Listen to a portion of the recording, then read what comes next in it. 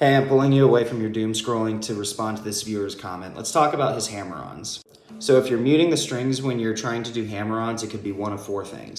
You could be muting with your right hand. You could be muting with your left hand. You might not be pressing down hard enough on the frets, or your guitar needs a little work and it has a dead note in it. If you're muting with your right hand, it could be because you're putting the side of your palm down on the strings, which will cause the strings to mute. Now, if you hold your palm down on the strings while playing, then you get palm muting, the heavy metal stuff.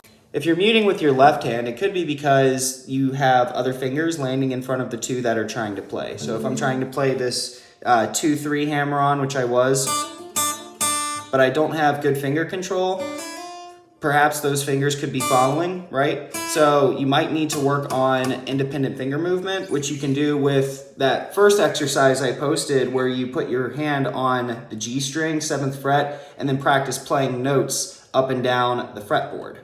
You might also not be pressing the frets down hard enough. So the string needs to come in contact with this little metal bar right here in order to shorten it and create pitch. And if I'm not pressing down on it hard enough, then the note is not going to come through. You might also just have a dead note on your fretboard, in which case you'll need to take your guitar to get it looked at by a technician. You can do that at your local music store if you live near a guitar center, or if you live near Sweetwater. They're the best of the best, and they can take great care of your instruments. A dead note sounds like this. Do you hear how it's rattling and the string is not vibrating for a very long period of time? It's very percussive. That's because the truss rod is not adjusted correctly on this guitar. But this guitar is a cheap Epiphone beginner guitar that Frank gave to me because I had to sell all of my equipment when I fell on hard times. Schecter Guitars, hit me up.